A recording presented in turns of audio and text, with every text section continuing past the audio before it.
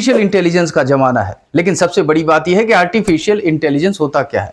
ये कुछ है नहीं, हमारे और आपके जो एक्शंस होते हैं, जो बिहेवियर होते हैं, उनको ऑब्जर्व करके डेटा के रूप में कंप्यूटर को प्रशिक्षित करना आर्टिफिशियल इंटेलिजेंस है। मतलब ये कि वो कंप्यूटर हमारे और आपकी तरह जैसा हम सोचते हैं उसी का रेप्लिका एक वर्जन है। मान लीजिए कि एक एग्जांपल लेते हैं कि कोई एक मिमिक्री आर्टिस्ट है, जिससे कह दे नाना पाटेकर का आप आवाज निकाल कर दिखाओ, तो वो क्या करेगा, नाना पाटेकर के वॉइस, टोन, पिच, उनकी लाउडनेस, उनको ऑब्जर्व करेगा, वैसा ही डेटा करेगा और वैसा ही एक रेप्लिका बनाकर, एक मिमिक्री बनाकर देने की कोशिश करेगा। ये क्या है, ऐसा ही कंप्यूटर करने लगा है। हम पेंटिंग बनाएंगे, कंप्यूटर ऑब्जर्व करेगा, उसका डेटा कलेक्ट करेगा और वैसा ही रिस्पॉन्स करेगा। इसी कंप्यूटर के रिस्पॉन्स को हम आर्टिफिशियल इंटेलिजेंस कहते हैं। और इसका अगर पॉजिटिवली यूज किया जाए तो दुनिया बहुत आगे निकल सकती है। इस समय भारत में 22 लाख एआई एक्सपर्ट्स हैं जो वर्ल्ड वाइड सबको सर्विस दे रहे हैं। यानी भारत ग्लोबल एआई इंडस्ट्री में एक सेंटर पॉइंट बना हुआ है।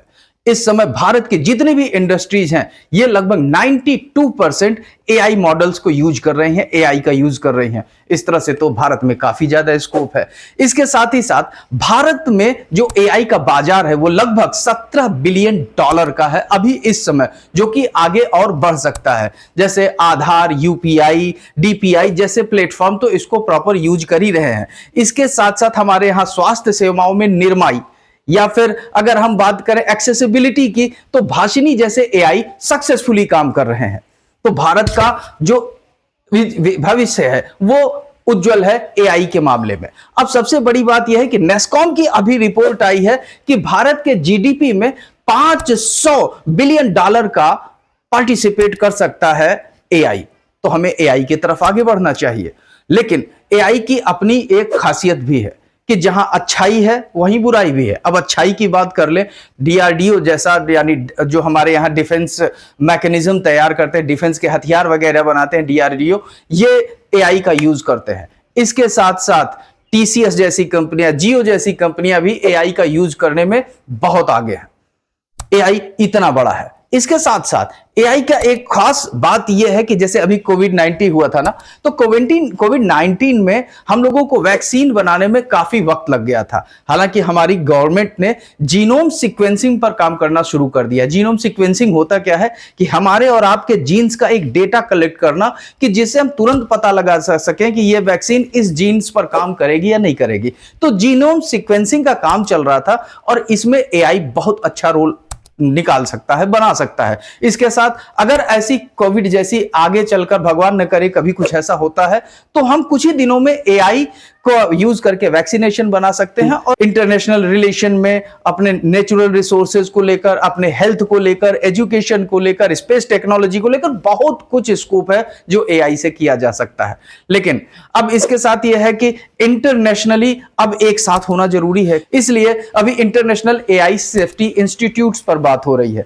एआई सेफ्टी इंस्टीट्यूट में अभी भारत अंग नहीं है इसका, भारत ने मना कर दिया है, क्योंकि भारत कह रहा है कि अभी हमारा जो एआई है वो इनोवेशन पर चल रहा है। अभी हम नए नए एडवांस टेक्नोलॉजी एआई को लेकर डेवलप कर रहे हैं, और अगर हम इंटरनेशनल एआई सेफ्टी इंस्टीट्यूट के पार्ट हो जाते हैं तो आप तो हमारे नाक में दम कर दोगे। हर 2-2 मिनट बाद हमारी जांच के दायरे में लेकर चले आओगे कि भैया आप क्या कर रहे हो, क्यों कर रहे हो, इंटरनेशनल सिक्योरिटी को लेकर क्या चल रहा है, इंटरनेशनल सिक्योरिटी को लेकर कौन कौन से आप एआई बनाए हो, हर चीज में पता लगाने की कोशिश कर दोगे। इसलिए भारत ने कहा भैया हम आपका समर्थन करते हैं, लेकिन एआई जो इंस्टीट्यूट है, इंटरनेशनल एआई इंस्टीट्यूट, इसके पार्ट अभी नहीं बनेंगे। हाँ, हम आपको यह भी बता दें कि एआई को लेकर हमारे यहां एडवाइजरी तो होती है, क्योंकि अभी इस समय कई जगहों पे आप देखेंगे कि लिखा हुआ है कि भारत में एआई के साथ काम करना या एआई डेवलप करना, भारत में लॉ एंड रेगुलेशन काफी टफ है। लेकिन ऐसा नहीं है, भारत में एआई को लेकर, उसके इनोवेशन को लेकर कोई भी अभी रूल रेगुलेशन, बहुत ही हार्ड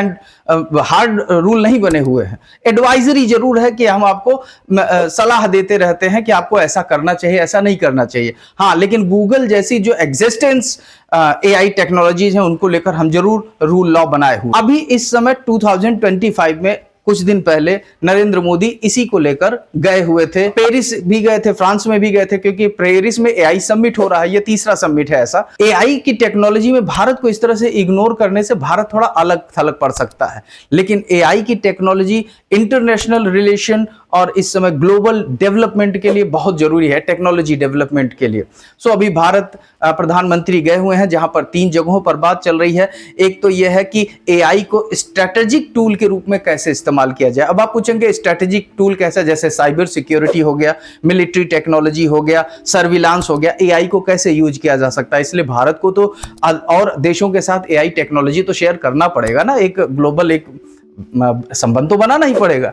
इसके साथ डिफेंस एप्लीकेशन में भी एआई का बहुत ज्यादा रोल है, तो हम और देशों के साथ मिलकर ये काम करना चाहते हैं, बट किसी रूल रेगुलेशन में हम फंसना नहीं चाहते हैं। तो पेरिस में अभी एआई एक्शन समिट हुआ है और इसमें हमारे भारत भी के प्रधानमंत्री मतलब मोदी जी गए हुए हैं और फ्रांस के जो राष्ट्रपति इमैनुअल मैक्रो भी गए हुए हैं। दोनों लोग मिलकर अध्यक्षता कर रहे हैं इसकी, और लोग ग्लोबल एआई गवर्नेंस को डेवलप करने की कोशिश कर रहे हैं। और एआई जो चाइना में एआई अभी डेवलप हुआ, जिसने पूरा तहलका मचा दिया है, अमेरिका से लेकर यूरोप तक, डीप सीक की बात कर रहा हूं मैं, इसको कैसे कंट्रोल किया जाए, क्योंकि ज्यादातर लोगों के अंदर यह शंका होती है कि चाइनीज अपने ऐप, अपने एआई के थ्रू लोगों का डेटा चुरा लेते हैं, एक्सेस कर लेते हैं। तो इसको कैसे कंट्रोल किया जाए, इस पर भी बात चल रही है। और साथ ही साथ एआई सस्टेनेबल एआई डेवलपमेंट कैसे किया जा सकता है। अब सस्टेनेबल एआई डेवलपमेंट्स का मतलब यह है कि जब एआई बनता है ना, तो उसमें बहुत हैवी मशीनरी लगती है, हैवी मशीन लर्निंग होती है, तो उसमें क्या है, इलेक्ट्रिसिटी बहुत खर्च होता है। और जब इलेक्ट्रिसिटी बहुत ज्यादा खर्च होगी तो कार्बन फुटप्रिंट बहुत ज्यादा लगेंगे, कार्बन एमिशन बहुत ज्यादा होगा। इलेक्ट्रिसिटी की एफिशिएंसी कैसे लाकर इसको सस्टेनेबल बनाया जाए एआई, इसकी बात के लिए गए हैं। अभी देखिए आगे क्या होता है, कौन सी रास्ता है, लेकिन यह है कि अभी जो वक्त चल रहा है वो एआई का ही चल रहा है। मिलते हैं अगले वीडियो में नए टॉपिक के साथ।